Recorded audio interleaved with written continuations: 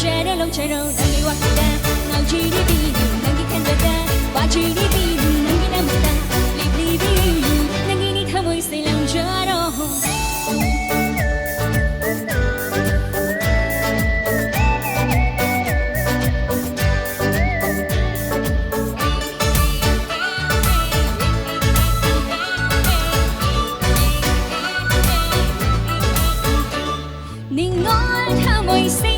nungsiba ng tali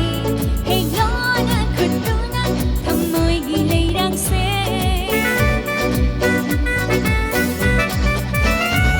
Ningon tamoy si Nungsiba ng tali Hayon at kutunan Tamoy gilay rangse Nagdipuging na ninjaba Wahay pambahay lambo Tamoy dalayba nungsiba se Nang iloy na oy chero Nagiwakda Jiri bini nangi kandada wajiri bini nangi namda libli bini nangi ni thamoi se Loujaro Loujaro nangi wakda ngaujiri bini nangi kandada wajiri bini nangi namda libli bini nangi ni thamoi se Loujaro.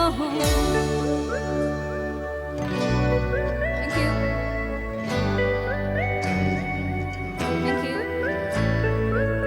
Malang banang na kay hubinu Ningol iputing si Tinjin biu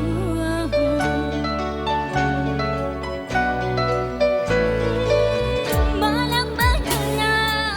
Kay hong biu Ningol iputing si Tinjin biu Lay kapan na sa chidi Lay nam na puking huje Kamoy daliba nung shiba say Nang iloy na oy chero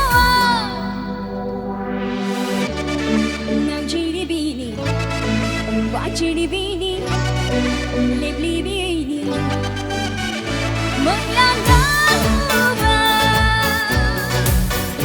Nang isang damdamin Maglanda ba Pinagtinan siya Bitmang gaininan na Libli ba siya Nagiwakda, ngaujiri bini, nagikandada Wajiri bini nangi namda libli bini nangi ni thamoi se Loujaro Loujaro nangi wakda ngaujiri bini nangi kandada wajiri bini nangi namda